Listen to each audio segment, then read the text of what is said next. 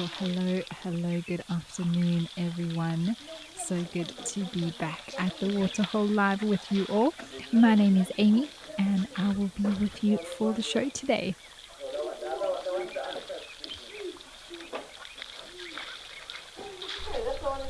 And we're starting off today at Tenme Elephant Park in Maputoland in the northern parts of KwaZulu-Natal in South Africa.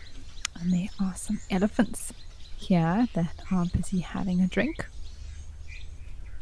It looks like a woolly neck stalk in the background. Now, everyone, this is, of course, a live and interactive show. So please do send through your comments and questions. I'd love to hear from you, even if it is just to say hello.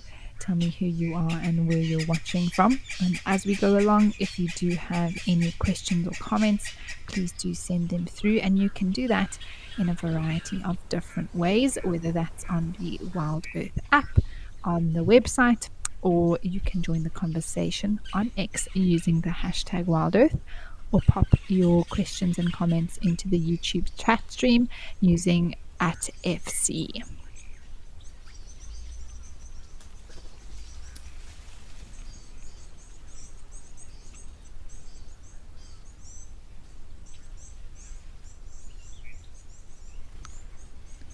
Jan, hello. Thank you so much for sending through your message. You say, good Sunday, Amy. It is a good Sunday. Any Sunday that you're starting off well, maybe starting the middle of your day off with elephants live is fantastic. And wow, what a pair of tusks that this bull has on him.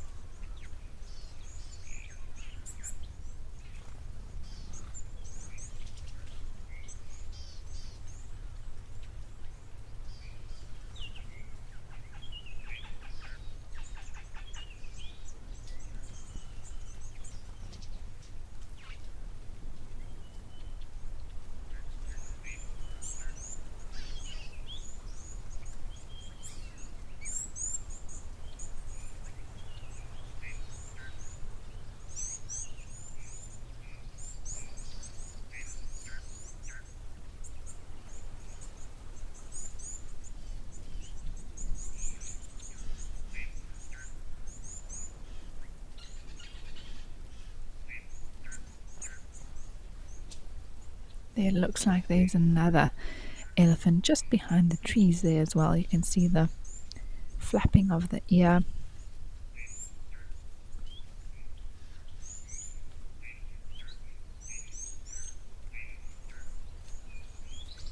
Mercedes, good to hear from you as well. Thank you for saying hi. Happy Sunday. Happy Sunday indeed. Sundays always give me very chilled vibes.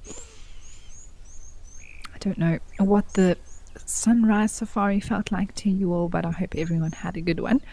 And now we're ready to relax and enjoy as the animals come down and around these water holes to do all sorts of things, most commonly to drink, but sometimes they also do enjoy a bit of a mud wallow, sometimes they're feeding.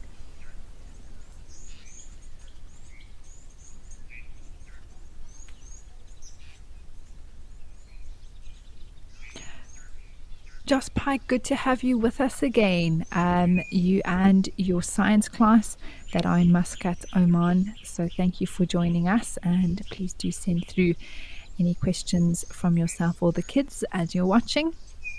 It's really awesome to know that we have your science class watching. What a great addition to their education.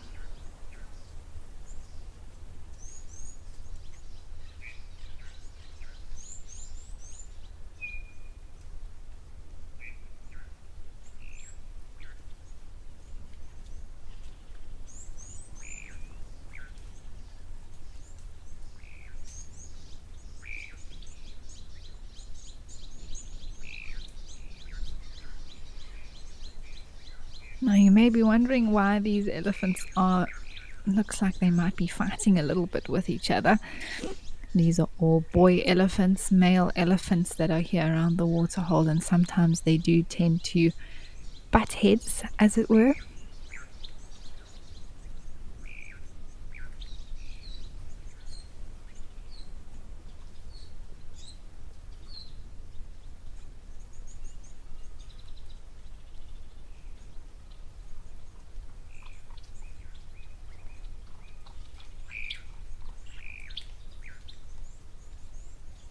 I do apologize for that frozen feed there at Tembe, everybody. We've hopped over to Victoria Falls Safari Lodge, thanks to Africam here in Zimbabwe, so a country just north of South Africa.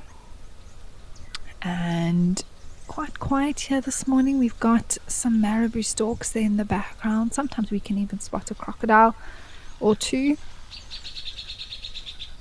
There's often vultures around as well.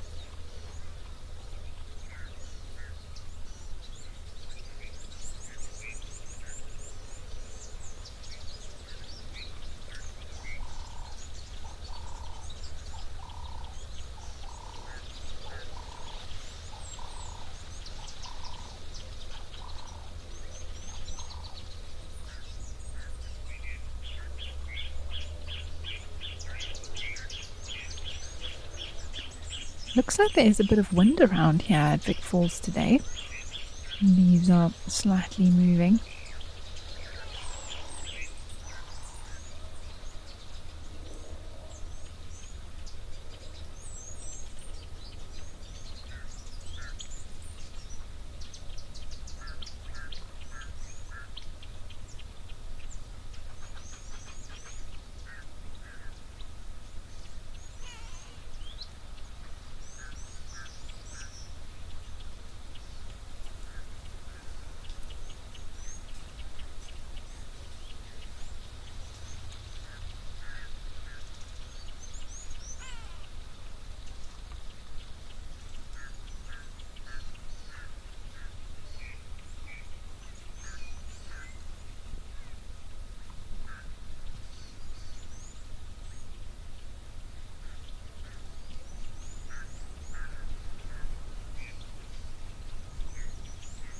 There we go. We were just waiting for the camera to respond there, everybody. So there we go. We've zoomed in. We can look at those marabou stalks there.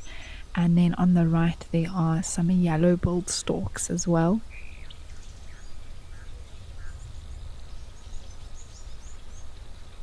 Oh, and there's a small black crake moving towards the water there.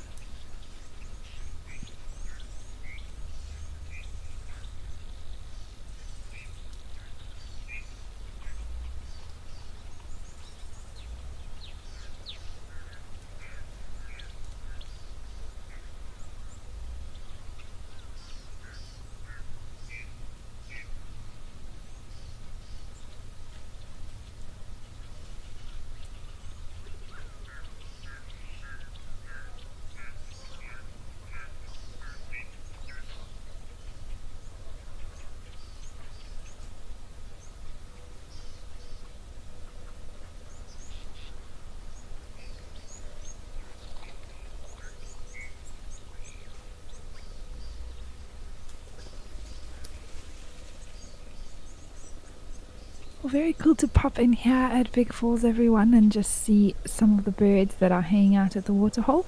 But why don't we head up to Kenya and see some elephants that have arrived at Oldonyo.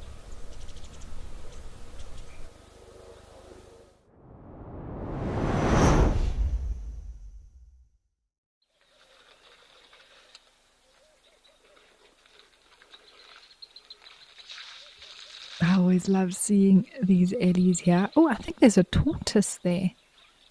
Is that a tortoise? Almost like it stopped moving when the elephant splashed. It could very well just be a stone, everybody. Oh no, it is moving. It is a tortoise.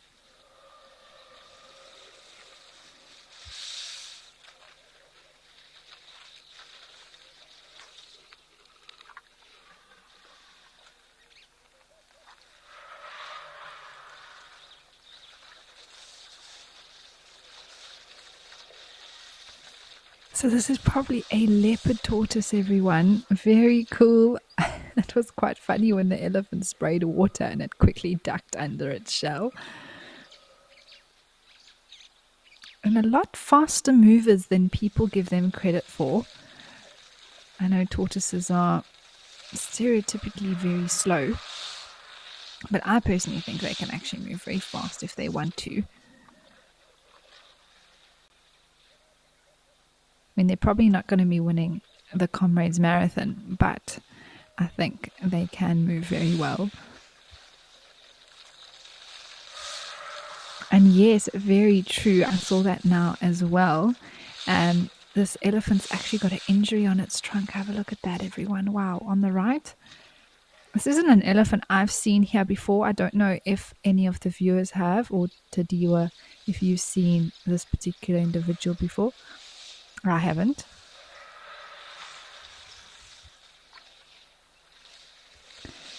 So this is fascinating and so interesting how it's drinking. So Sapiwa's out on tech today. He's in FC as well, and he's asking if it spills out water. Well, clearly not. Clearly, this elephant's worked out how to not let the water drop out. And look how it's going exactly from the side. I think it only uses its right nostril to suck up the water. Look at that. These animals never cease to amaze me. Wow. So I think if it used its left nostril, then it would come out of that gash. But because it's only putting its right in there, it can get the water it needs. That is amazing. Now, some of you at home may be wondering, well, what would cause something like that? That type of injury, where it is on the trunk, sort of how it's affected the trunk, I would say is probably from a snare. Unfortunately, often elephant trunks are caught in snares because they're quite inquisitive and they'll sort of sniff around something and then it'll close and actually grip on and cause this kind of injury. There are other possibilities, but that for me is probably the most likely thing that would have caused the scar.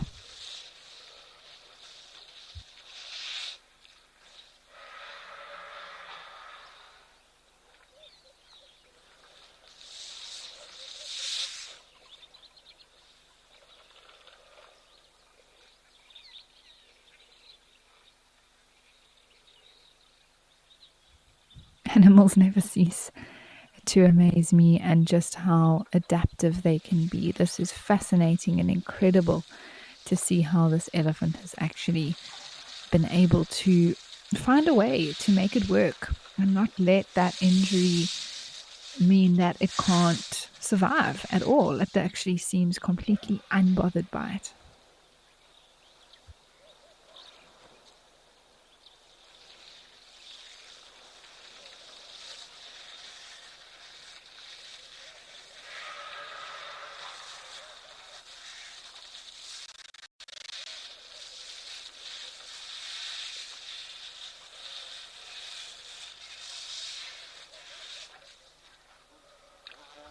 Lenny, you'd like to see a secretary bird? Me as well. I think we have seen them here at Oldonyo before.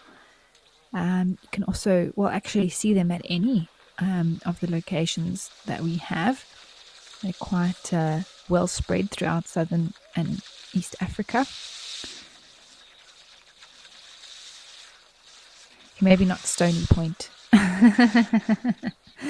Maybe not by the penguins, but any of our sort of bushy places we could see. So that would be very cool. I would love to see that as well, Lenny. Anyway, speaking of different locations, apparently another big grey animal has arrived to drink. So let's head down to Mantis Founders and see what's happening at that waterhole.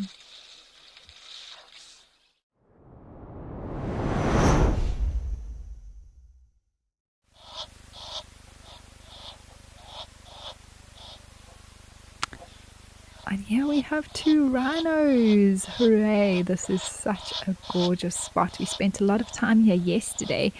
We had an amazing waterhole show with so much life around this particular area. And I do love spending some time with rhinos just because we don't see them very often.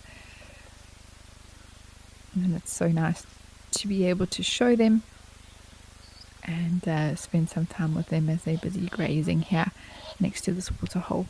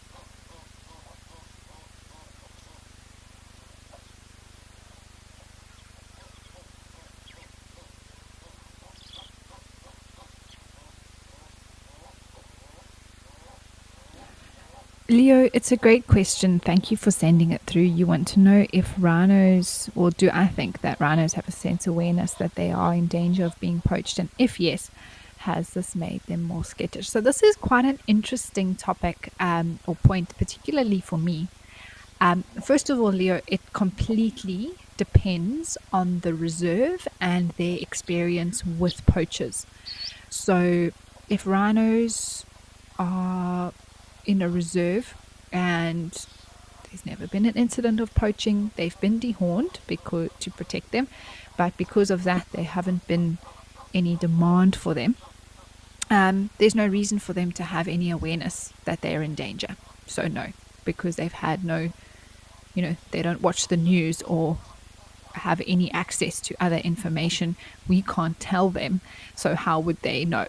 So if they are in a place where they've been protected and they've been dehorned, or even if they haven't been dehorned, but there hasn't been any poaching incidences that have occurred, then there's no reason for them to have that awareness.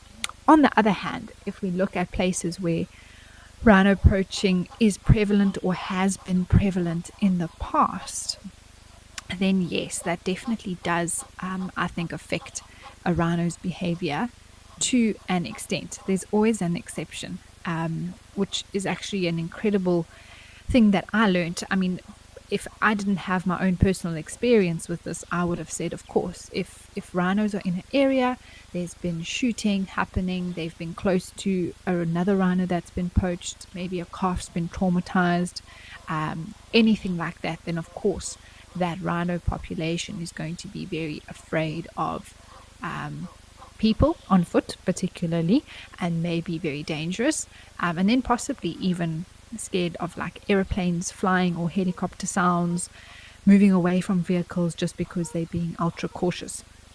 However, on a reserve that I used to guide at, there was a mother rhino who actually has a bullet wound that's healed. So she was actually shot by a poacher. Fortunately, she wasn't killed. She had a calf at that time, and she was actually pregnant with her next calf, if I'm not mistaken. And you would think after that ordeal, the vets came in, they were managed to intercept the poachers. They didn't. She survived, basically, which is the bottom line and the most important thing. And I thought, well, this poor rhino must be absolutely traumatized. And she was the most relaxed female on the whole reserve. Her and her calf, her next calf, you could drive, she would come walk right past the vehicle, the calf would be very relaxed. So, Leo, it's not textbook, or it's not definite that every single rhino that is aware of poaching or that sort of traumatizing event will become skittish and aggressive. It is likely, but I can say from personal experience that it does not always happen.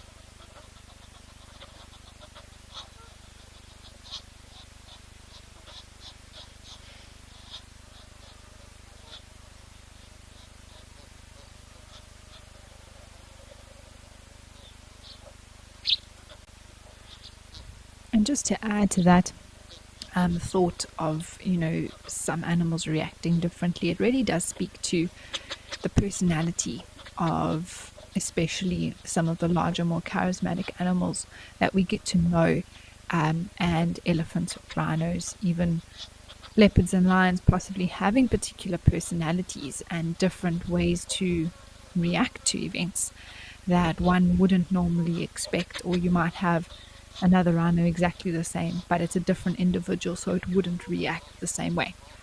So we have to remember that as well when it comes to sort of putting a blanket statement over all of the individuals, whereas each one may be different from the other.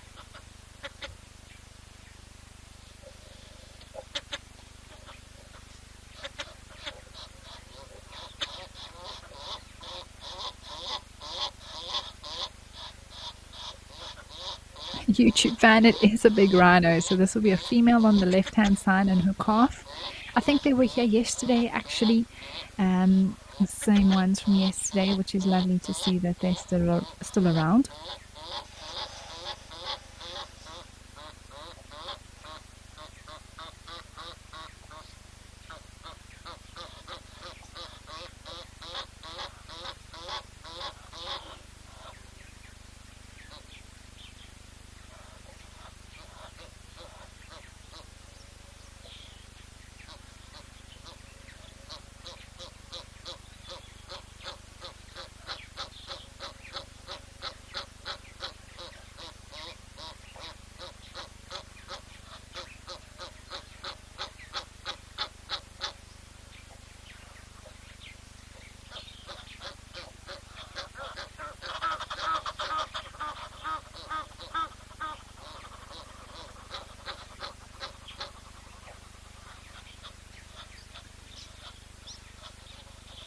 Sanjeev, hi. You said that you've heard that about 120 white rhinos have been translocated in the wild near the western edges of Greater Kruger. And if so, this is a very good news. So I've also heard that that within the Kruger National Park and Greater Kruger, that rhinos have been moved around so that they are further away from borderlines with problem areas. Where there has been higher poaching numbers recorded. So it's fantastic. I think that it's been really successful. If we look at the most recent poaching numbers within the Greater Kruger, how low they have been relative to previous years, which is really fantastic news. And we're just hoping that the population will from here increase and we can get back to those incredible numbers of about 11,000 rhinos that we used to have back in the day before rhino horn became such a sought after commodity. So yes, that is I believe true, Sanjeev. The exact number, I'm not sure of that 120, but I do know that it is quite a few, and also being put into areas with higher security, sections of the park where section rangers have really, buckle down on poaching where they have really incredible security and where those rhinos are much safer. So that is fantastic news.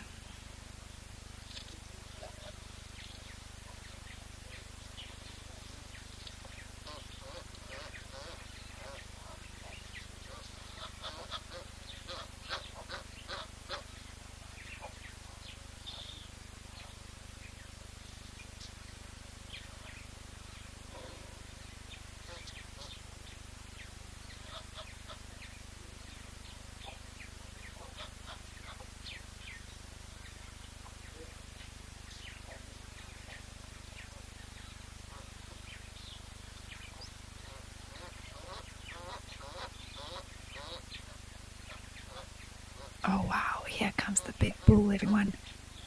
Look how big he is in comparison to her. It really is a massive size difference. Probably weighing well over 2 tons. Wow. He is huge. Oh, there's a warthog in the background there as well.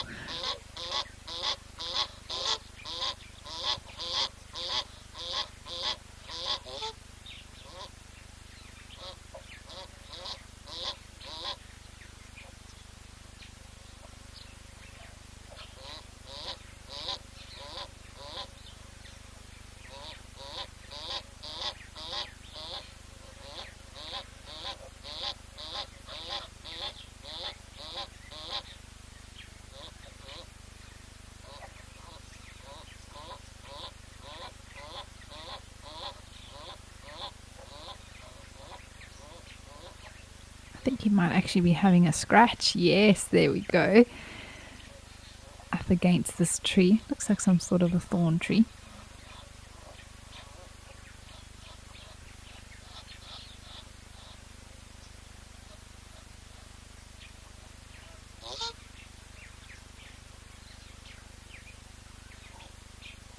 I think the mommy warthog with her piglets is back as well.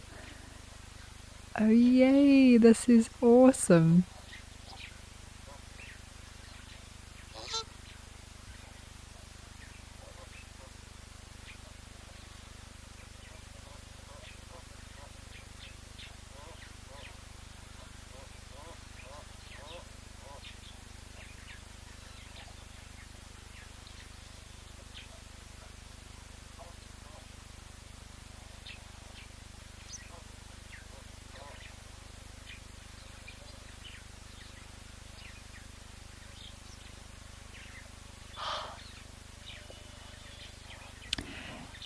Green Thumb, you're asking if poaching happens more in certain parts of South Africa than others? Yes, absolutely. And that is all dependent on where the rhinos are. So the two most sort of heavily poached areas is where the most sort of rhinos are kept within reserves, which is in the Greater Kruger and then in KwaZulu-Natal around the Hluhluwe-Umfolozi area.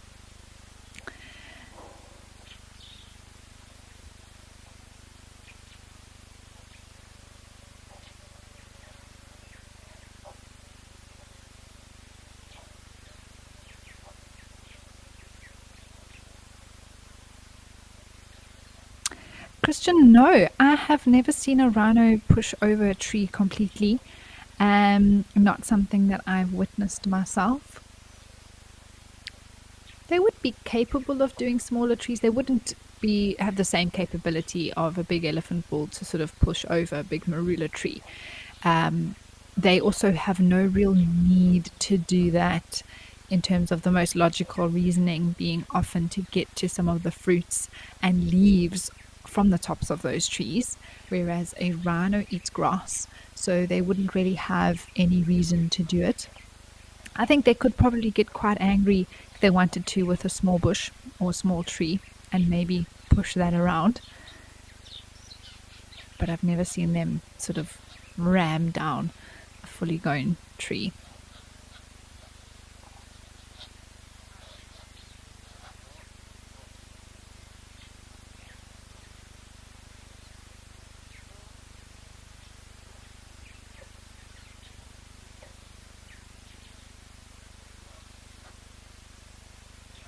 You can see this female on her front right leg. Almost looks like she's wearing her smartwatch today, tracking her steps. But no, that is a tracking anklet. So the reserve team here at Founders Lodge would be tracking and making sure that she's safe and monitoring her movements and collecting data and things like that. So it's not for her to monitor her steps or workouts.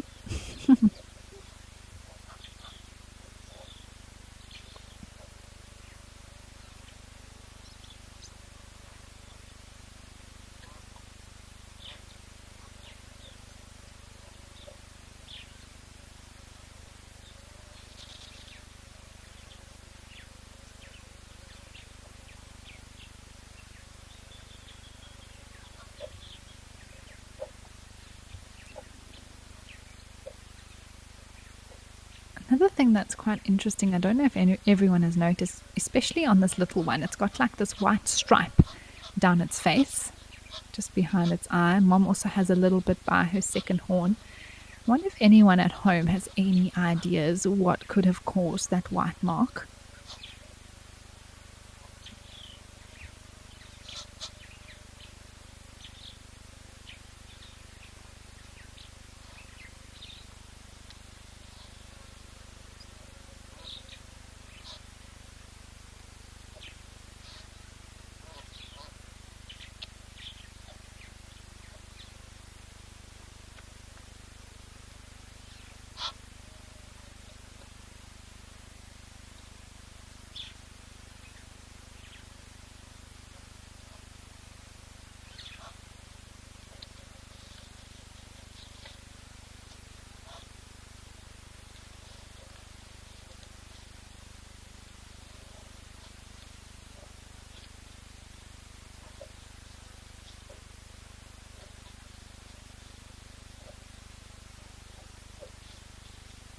I'm hoping that baby will pop out again and you can all have another good look at what I was speaking about.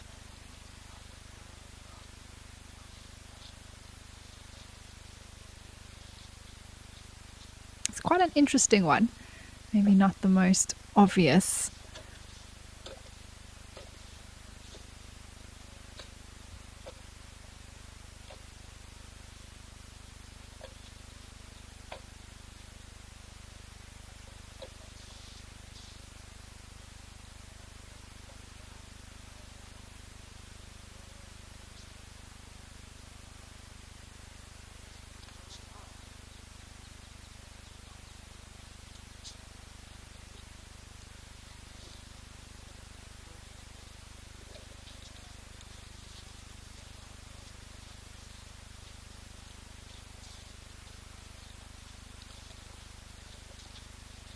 Mom's popping out now.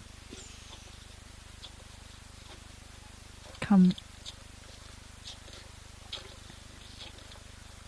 all the way. Oh, and the little one is coming as well. That's quite nice.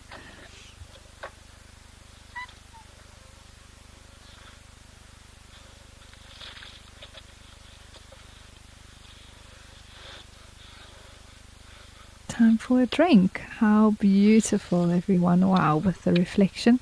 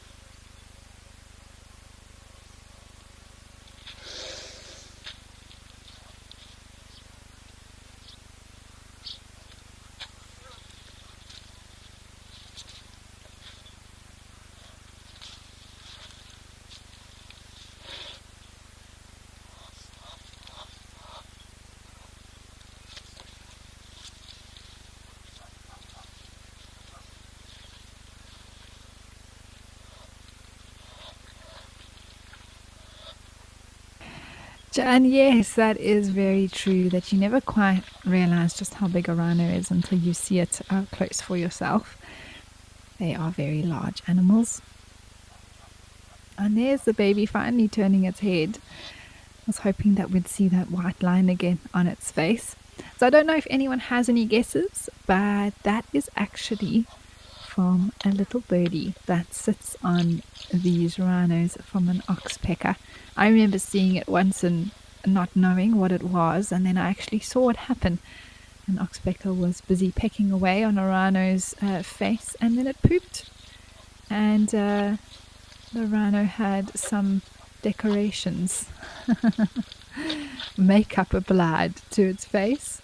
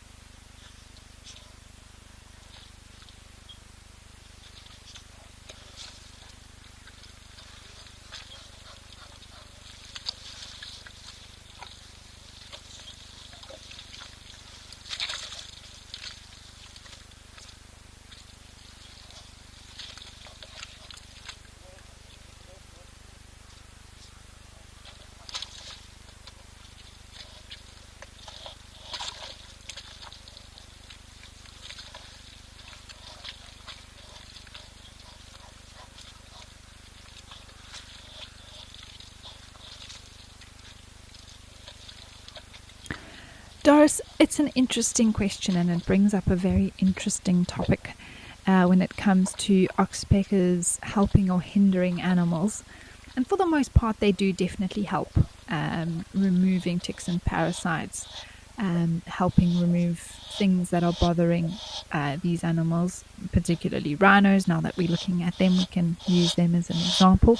But you want to know if when they have an injury, do oxpeckers help with healing it?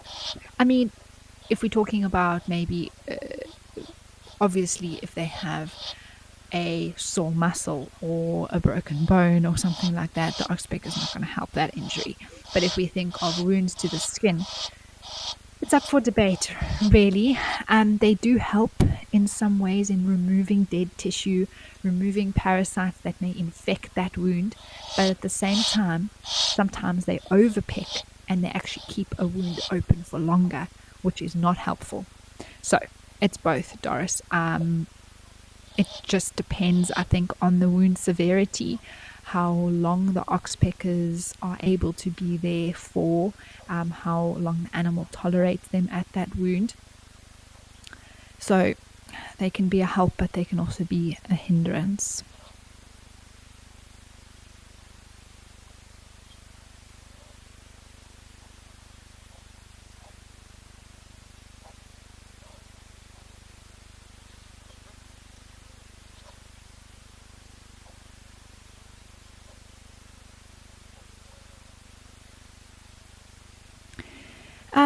Spice, it's a tricky one to tell the age of the rhinos. Rhino lifespan is about 35 to 40 years in the wild on average. I have no idea how many calves this female has had. Maybe this is her first, maybe it's her second, maybe it's her third. She's obviously mature. I would say she's over 10.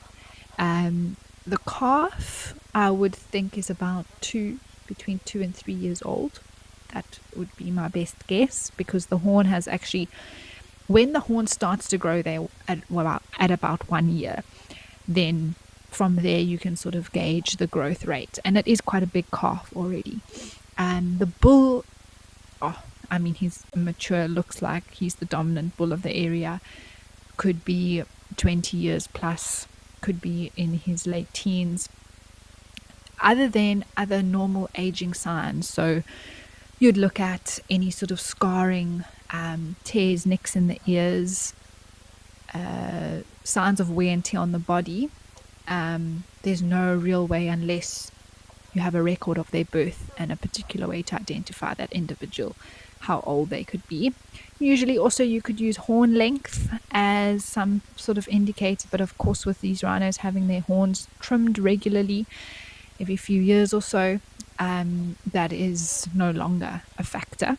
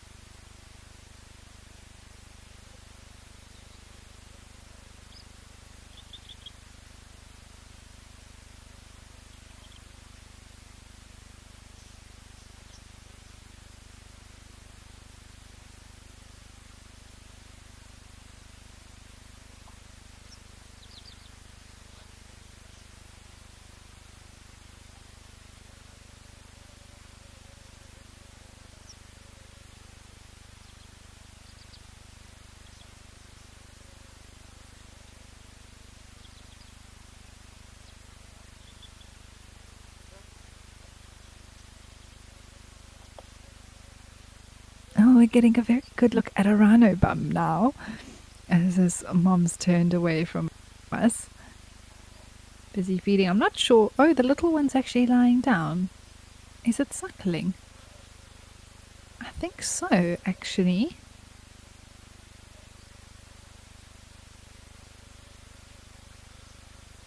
I think it's very lucky to still be allowed to suckle there from mom.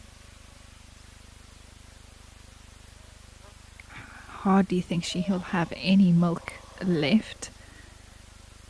Probably actually pregnant with her next calf. Gestation's about 15, 16 months for white rhino. And her little wagtails landed there just in front of them.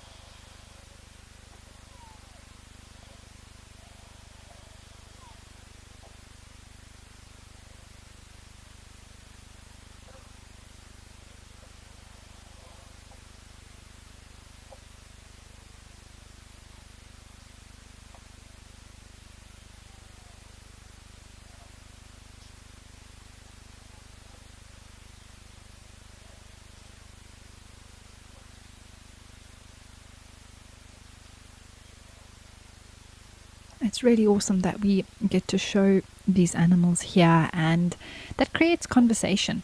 And it's so wonderful to have questions come in and be able to talk to you all. And, just because we often can't, or let's say there's fewer rhinos around, and for a long time we weren't able to show them, and many reserves still, we can't broadcast them live and things like that, doesn't mean that they are not still worth talking about and having a conversation over. And that's how we get more and more people educated on protecting them and conserving them and ensuring that they are around for future generations.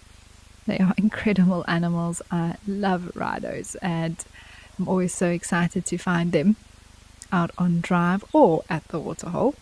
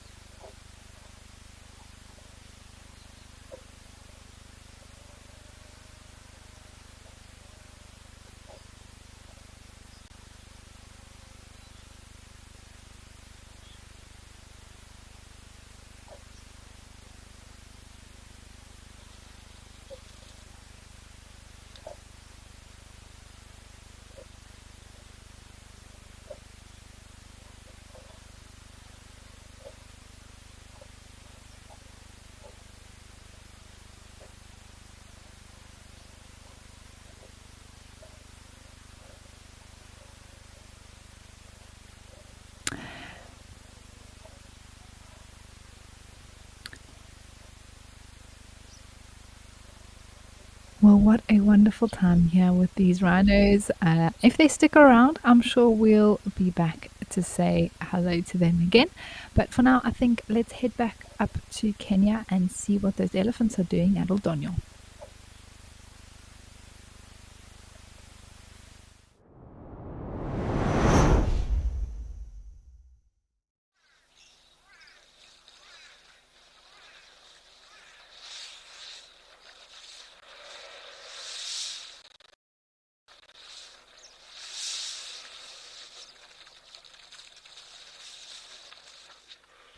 Oh, these two are still here.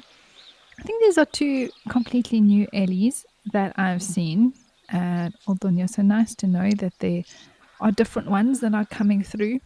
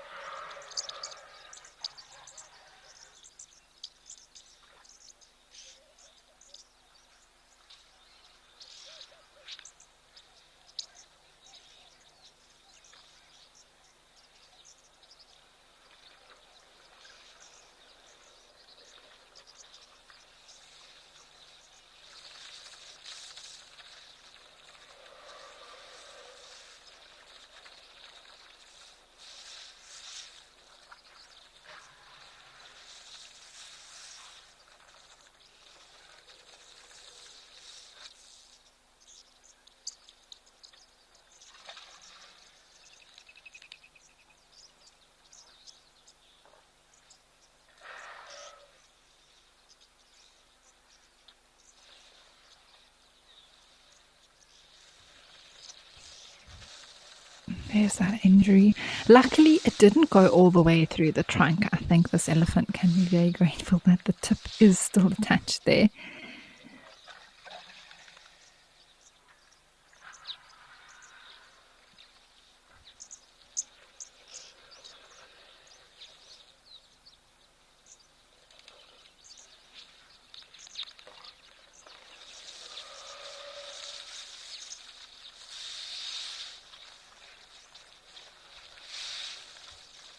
A few doves around. I think I saw an oxpecker or two somewhere in between, also having a drink.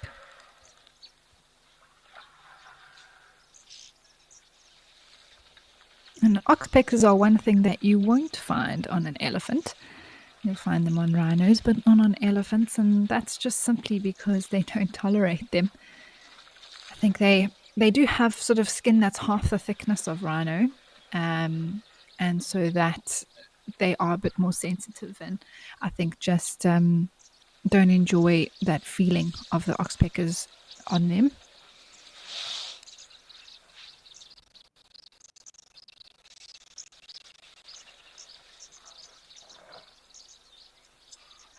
It almost looks like you can see the frown lines of this elephant on its forehead.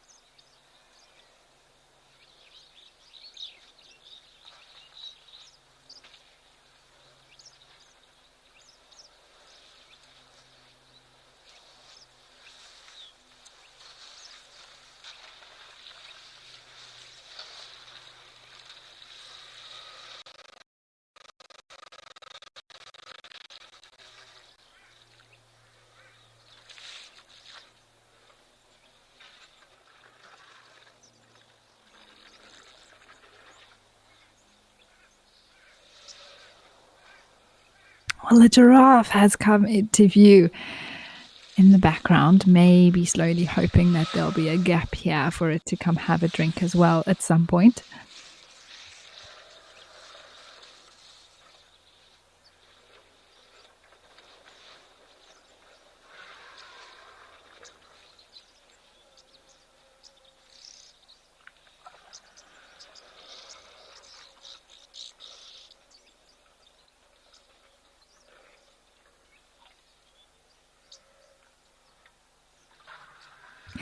Sanjeev, it does feel that way. It does sort of feel like these elephants tend to hog the waterhole, and the zebras and giraffes sort of get little bits and time in between.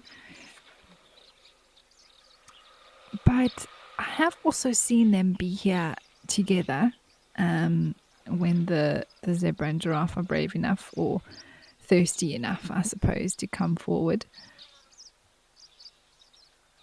And I haven't seen these very mature bulls actually chase away an animal, if I'm not mistaken. It's more just them being very intimidating, I think, for something like a zebra or giraffe to come forward. And now they're very far on the one side. So this would be like the perfect situation for something like a zebra or two to come sneak a drink. And just their movement, I think, gives them a fright, gives the other animals a fright. So just them wanting to sort of look around or move away or closer towards the water gives the other animals a bit of a fright.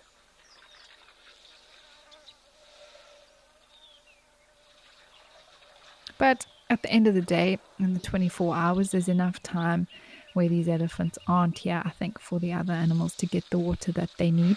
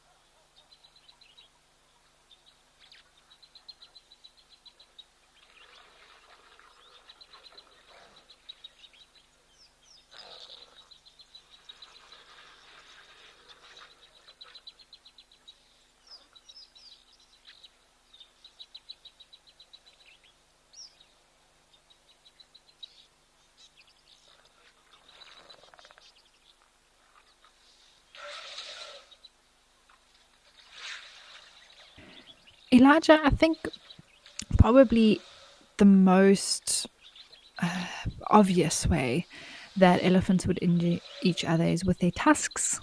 And often it is the bulls where that would take place between them, even if it is play fighting or potentially a very serious fight. If those tusks are rammed into another with some force, it can injure them quite badly.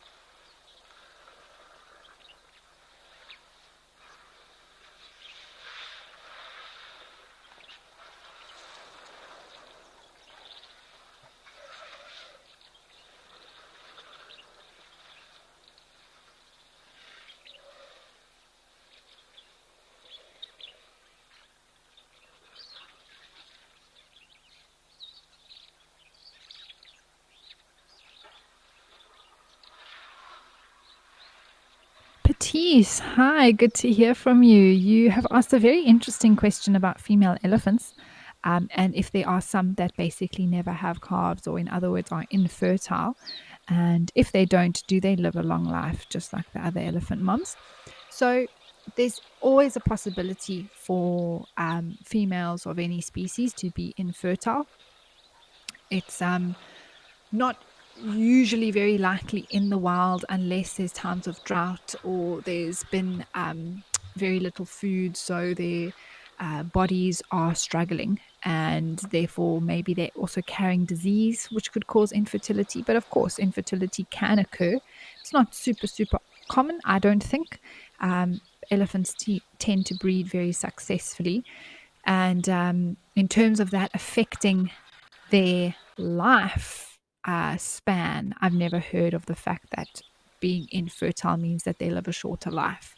I don't see how that would to one another, unless that infertility, like I said, has come from something like disease, um, or another problem that's occurred within the elephant's life, therefore shortening their lifespan. But just plain infertility, um, maybe the reproductive organ develop properly, or something happens where she doesn't come into estrus effectively, something like that.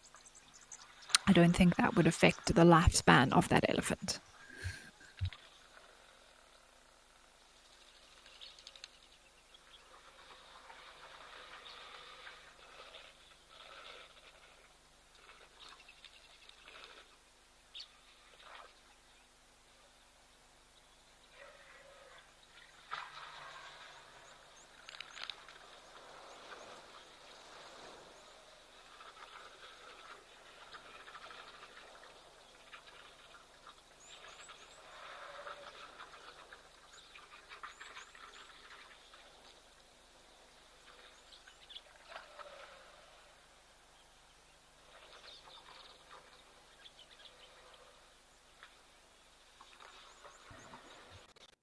Lenny, at this stage, no, I don't see why there would be any human intervention to help the elephant with the injured trunk, because it's healed so nicely and it's an adapted to living. I mean, now that injury is very old, and now it is a successful bull that's been able to mature and grow in size. I do think if that injury was caused by a snare initially, perhaps the snare was still attached or something like that, then yes, human intervention would have removed that snare.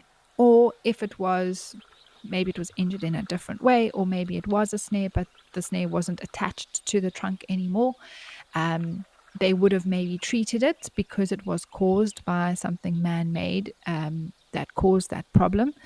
So maybe very long ago there would have been human intervention, but not now anymore.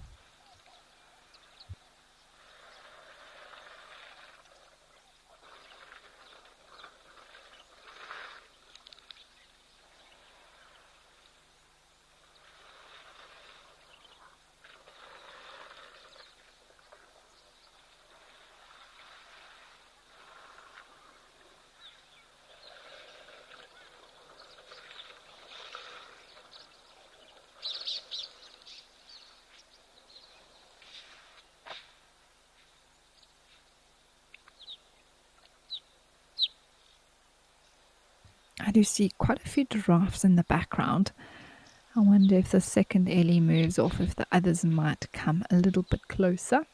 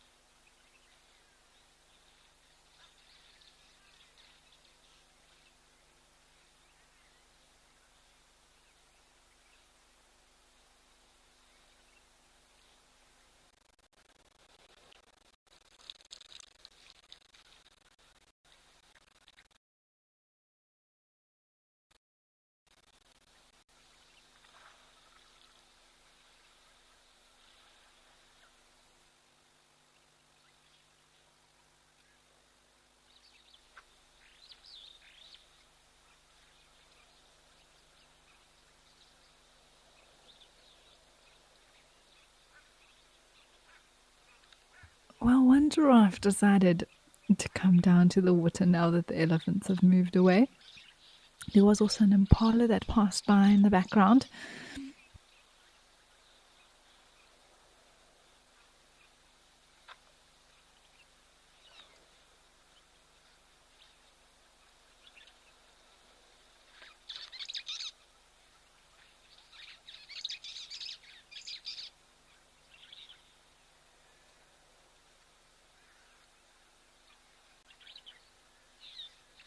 There also are quite a few oxpeckers around this giraffe. One right below its eye, one just on sort of the lump at the base of the neck.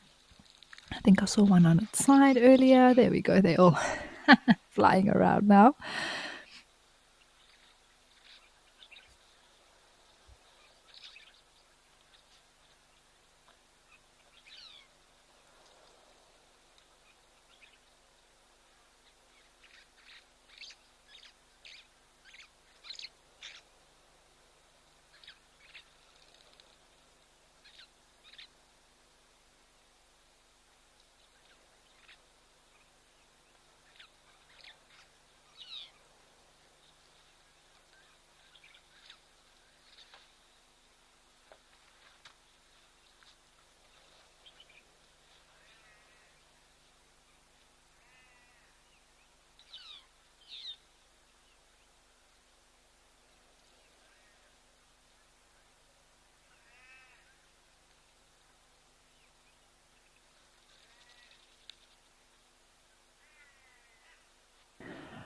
Ah, very cool. All right, everyone. Well, apparently there is a black rhino at Okakuyo, so let's head over there.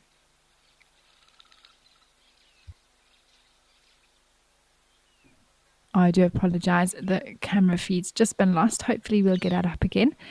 But for now, let's stay here with this giraffe at Oldonyo.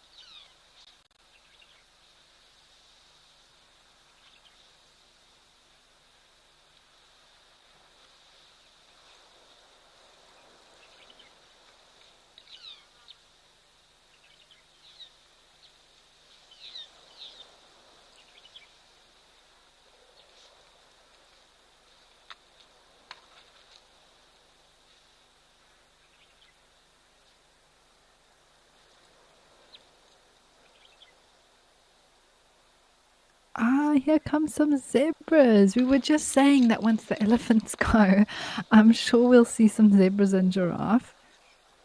And the giraffe arrived, but now a herd of zebra are making their way down. How beautiful is this?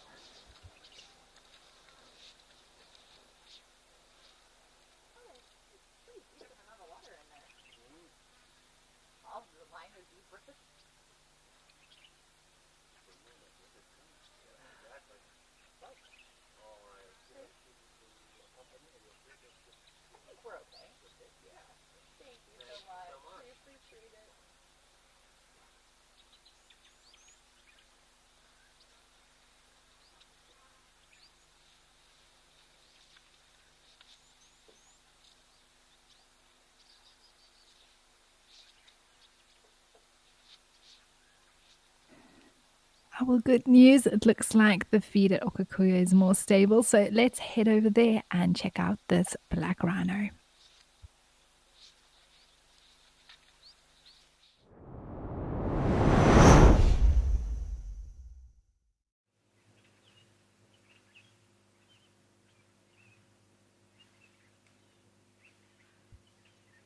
Well, this is so awesome. Just absolutely amazing to be able to see this animal here at Okakuyo drinking.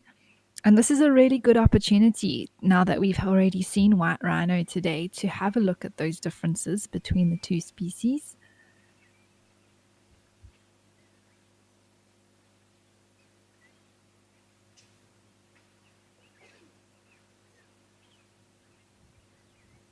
And just look at the shape of that mouth. A lot smaller, a lot less wide. Perfect for lifting their head up and picking off leaves from trees.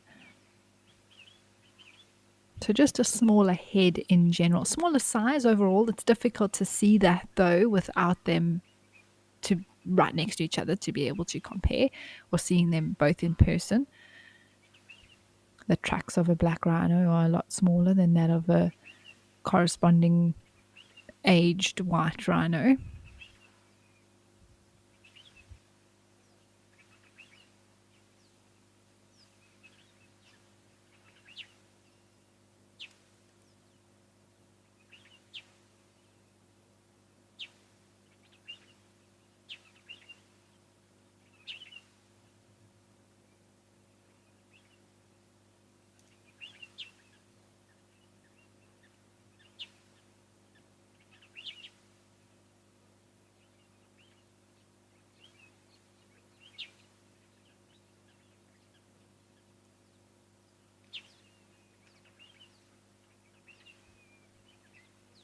Another quite clear difference is the round ears in comparison to the quite pointy ears of the white rhino, but just that smaller head really does stand out. And also how wonderful to see a rhino with a horn on.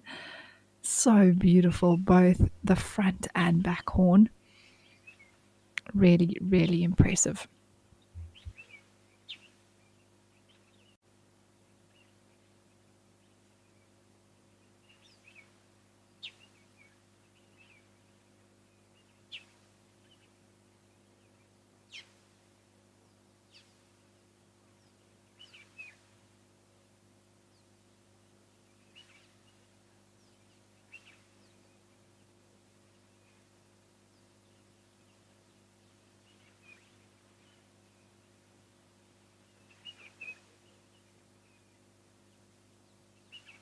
We almost have a very similar shaped ear to a spotted hyena, I think. Sort of this roundish oval shape.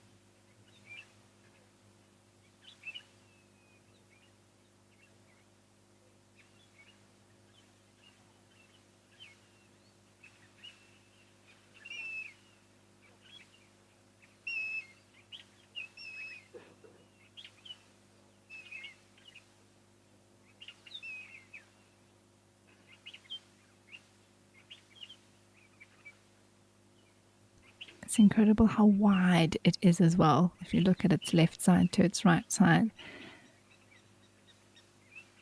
you often don't tend to see how wide it is when you just view it from the side.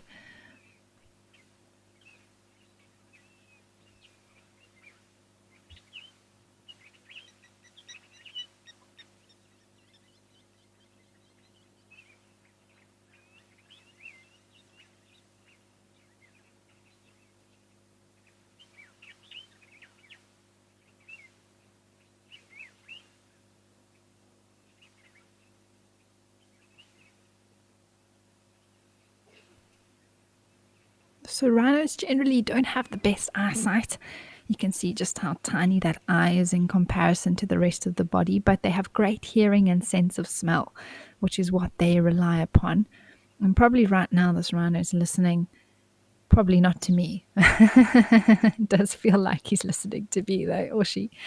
And sniffing around and just taking what is around it at the moment and deciding what its next move is.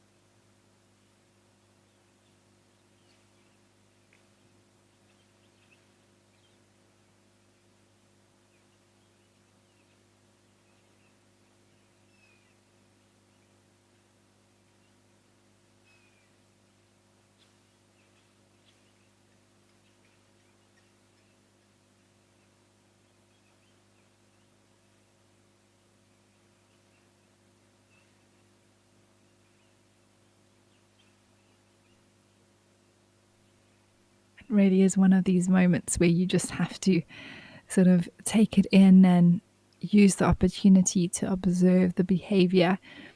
Black rhino is probably one of the big five that I have spent the least time with. In fact, definitely is. And so I know there's so much that we still can learn about these animals, and Namibia being one of the best places around the Etosha Park area to actually spend time and view these magnificent creatures.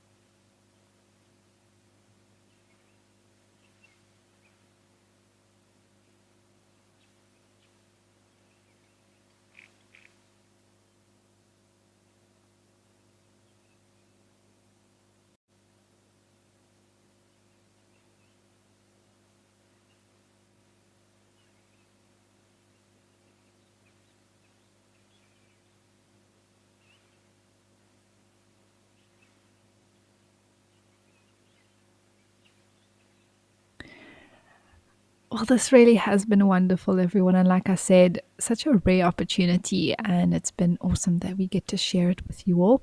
But while this black rhino seems to be thinking about whether or not he needs some more water, let's head over to some elephants at Tembe.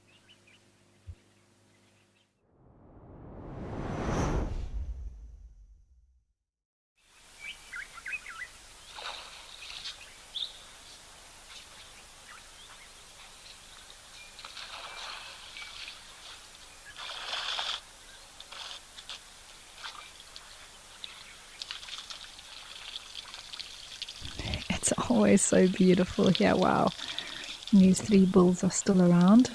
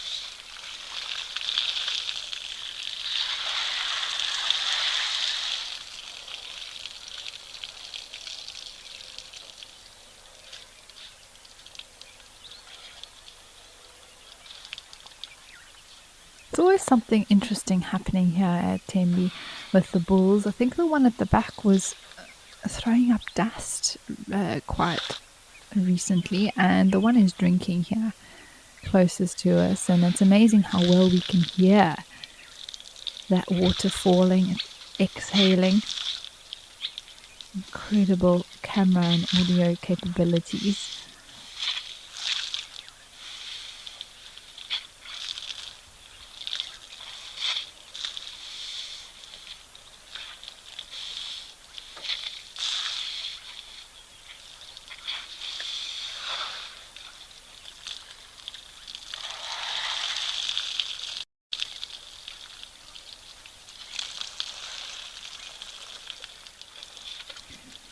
Earlier, there was a question from Ken Walker about miscarriages being common in wild animals, and if they do happen, do they happen more in herbivores versus carnivores? Ken, I have no idea if they occur more in herbivores versus carnivores. I don't know exactly if they were sort of more in one versus the other, why that would be the case. I do know they do happen, they can happen.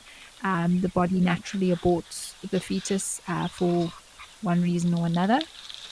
Um, is it fairly common? I'm not sure. I don't think so. We tend to see many babies around, and whether it's cats, wild dogs, or pachyderms, rhinos, hippos, they all seem to breed successfully. Um, but I have heard of miscarriages happening or something going wrong in the birthing process, um, or even infanticide, which is where a mother would kill her own. Generally, it happens more in the cats if something's wrong with it, or if she knows that she can't keep it alive. Um, so those are the things that sort of come factors that come speak about this. But an definite answer, very, very tricky. I think the research still needs to be done in more depth around that particular topic.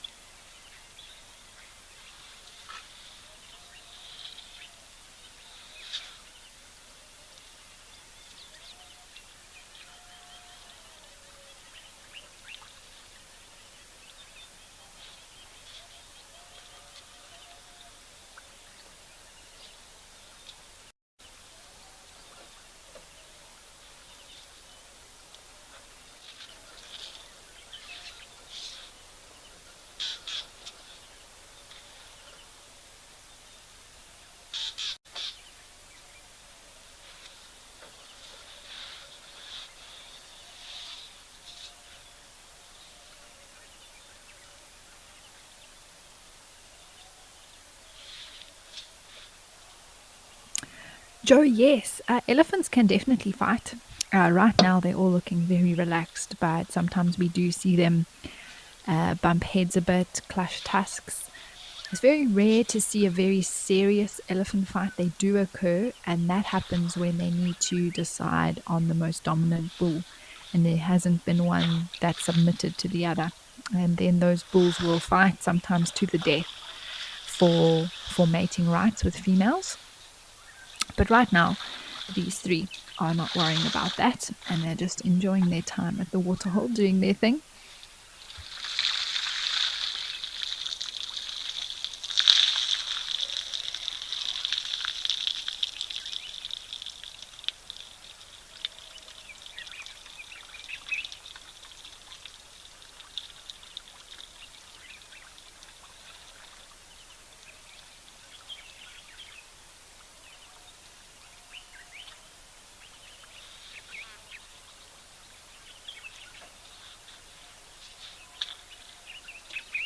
Darkmane lover, hello. Always good to hear from you. You say better late than never to say hello, and that is very true. So thank you so much for saying hi, and thanks to everyone for another great live at the Waterhole Show. We love all the camera sightings and the yes, it's a great show, and we've had another really awesome show today. Lots of different animals, lots of variety. It's been very relaxed. I have that easy Sunday afternoon feeling. I don't know about everyone else at home, but it's been lovely to just chill, chat, and enjoy these animals that have come to the waterhole across so many different locations.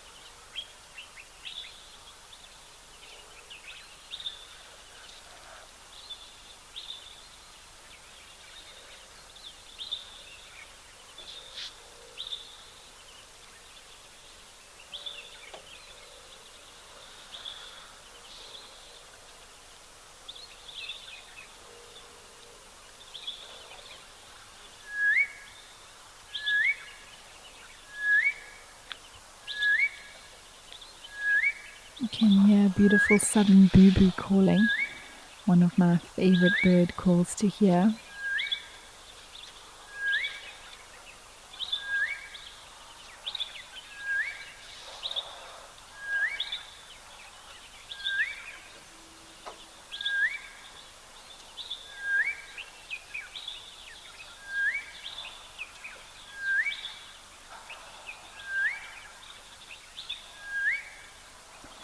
Jason, hello to you. You saying hi from Cincinnati, Ohio in the USA, and you say it looks nice and green out there.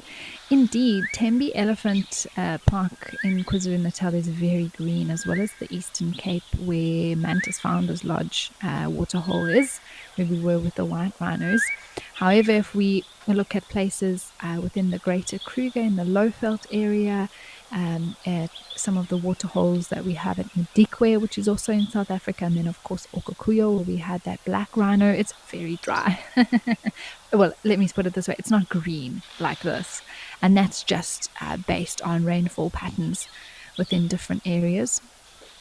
But you are right, Jason. Here it is lovely and green, although it's not as green as it usually is. Some of the grass is turning a bit brown, but it is still, the bush is still very thick, and all the trees are looking still very, very green.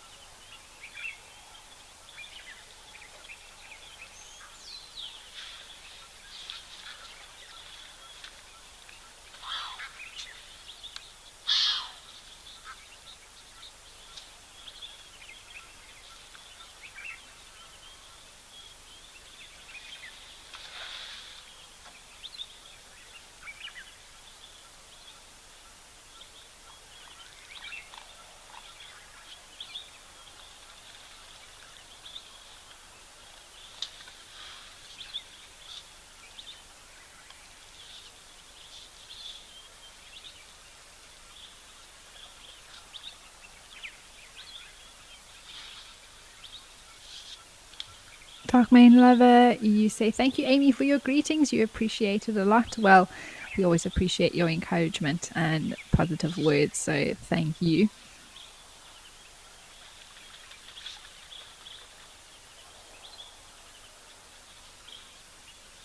I wonder what else we are going to see for the last 19, 18 minutes of the show.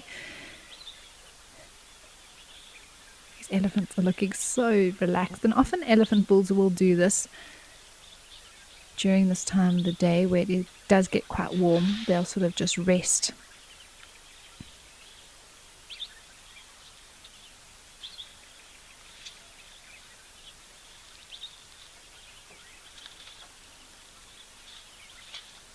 The one on the right every now and again throws some sand on itself. I'm just gently flicking the flies away as well. Kendall, hi. You want to know if this area has a higher bird diversity than other locations? Yes, certainly does. Northern KwaZulu-Natal is one of the areas for birding in this region. There's a few good spots, of course. In order to get the most diversity, one needs to visit different biomes, whether that's from grasslands to higher altitudes, coastal regions. But this sort of northern KZN has a few rarities that are quite frequently seen because of the quite tropical habitat in some ways. Very good rainfall, lots of food around for the birds, lots of water. And so because of Mozambique extending very far down on this particular side and coming quite close to the border, a lot of the species of course, they don't know land borders and things like that. So that sort of habitat extends down into the northern parts of this particular province. And so we get a larger bird diversity for this area.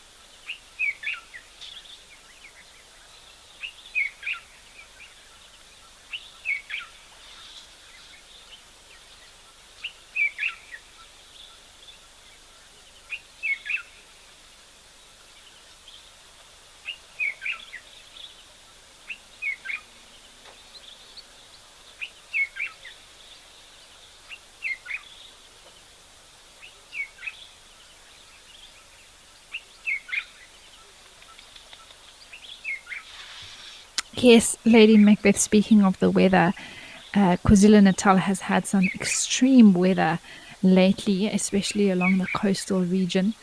Form of a cyclone coming past and causing some very severe damage to in terms of trees being knocked over, very large sea, powerful waves crashing over, a lot of rain, and that sort of thing coming through the area. Seems to have passed now and the sun is shining.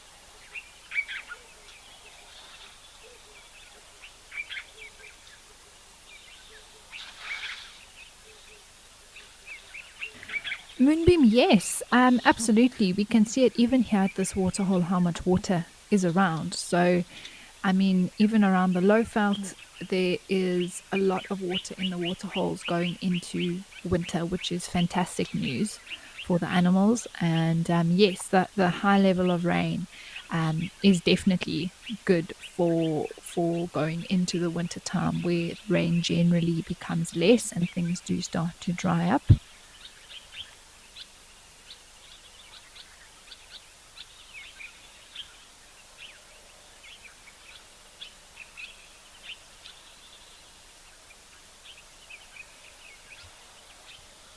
Ah, well, that's cool. Let's head over to Tau, everyone, where there are more elephants who have come to drink.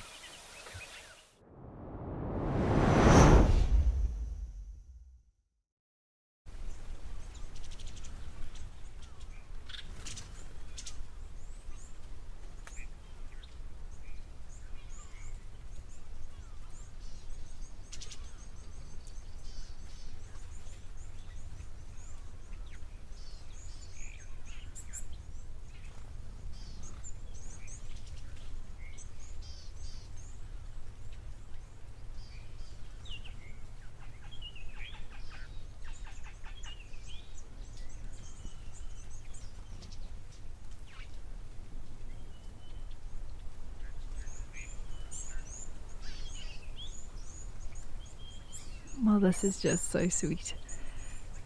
Nice to actually have a herd of elephants on the show this afternoon, enjoying a mid-afternoon drink.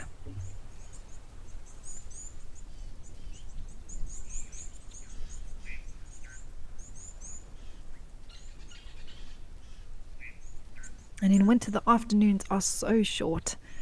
Here in southern Africa, the sun close to 5, probably 5 o'clock now, if not just before 5. So it really gets dark early.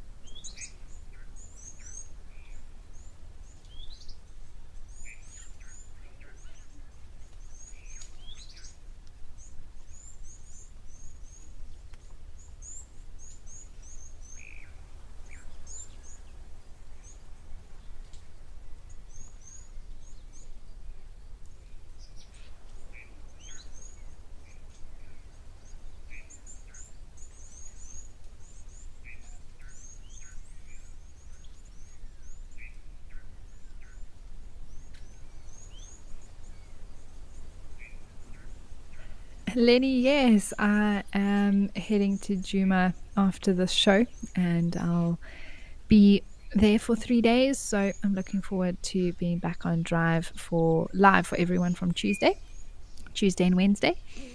And yeah, tomorrow we'll be filming for our safari spotlights.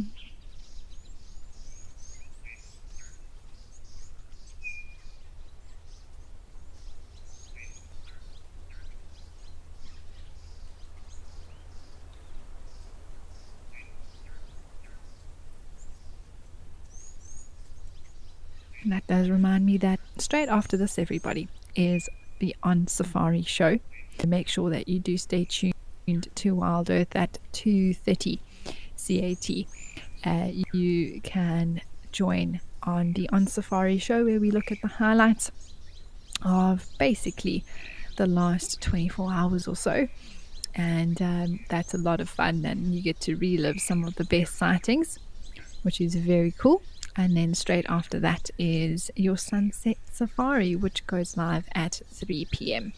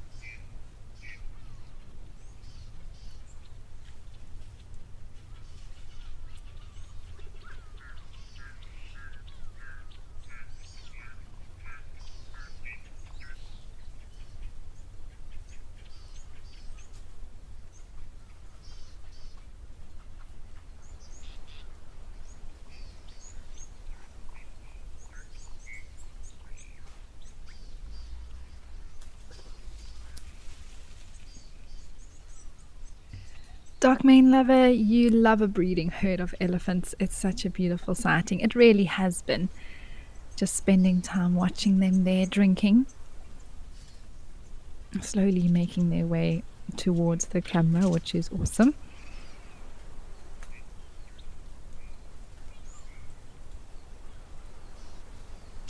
Jan, thank you. You saying thank you to Wild Earth and Amy, and have a good Sunday. You as well. You as well.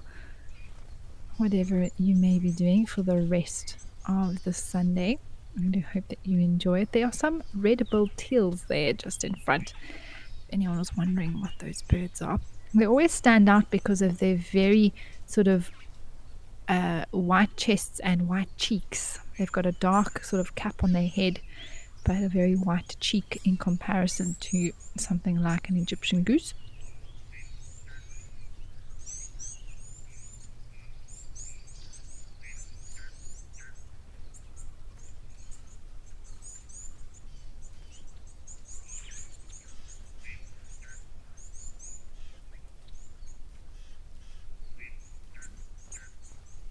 Always think elephants walk so carefully.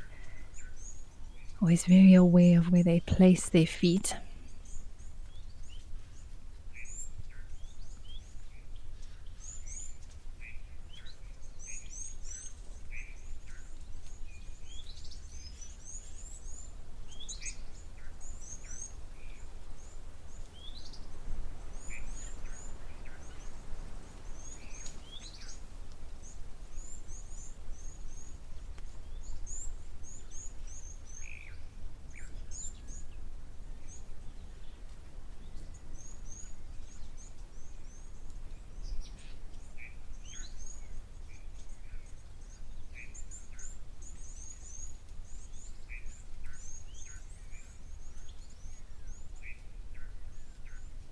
Alicia, yes, the baby elephants are so cute.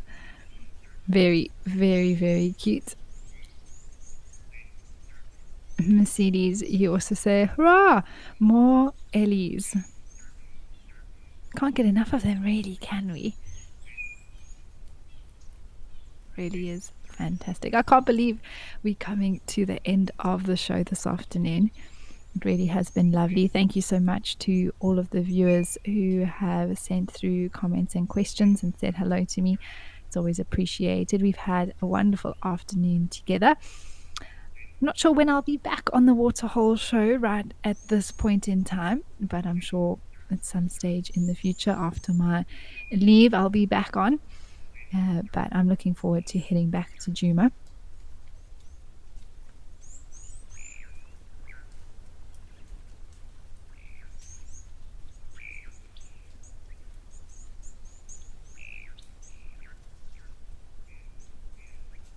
Spas, you say thanks, Amy, for a great show. Great to end it with these lovely elephants and the red-billed teals at Tau.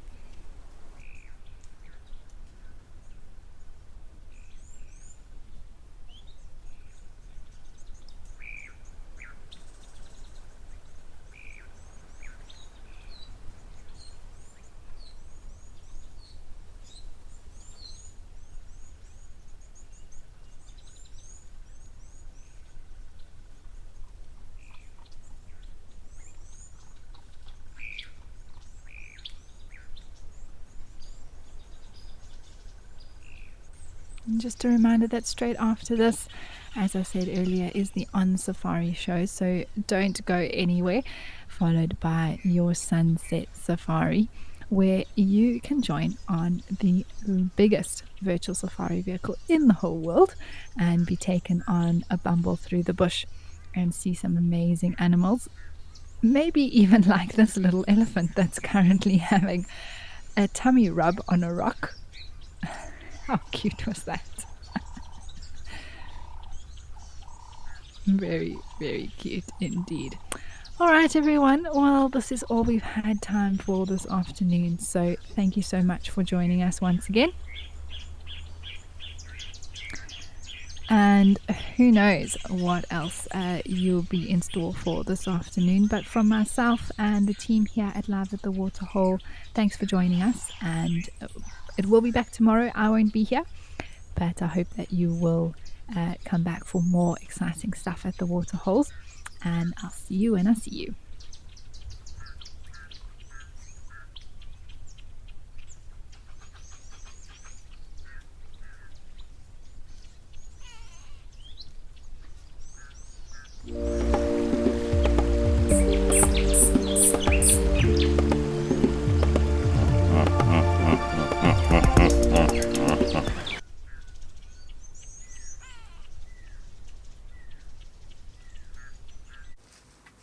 I'm back. Are you ready? For on safari.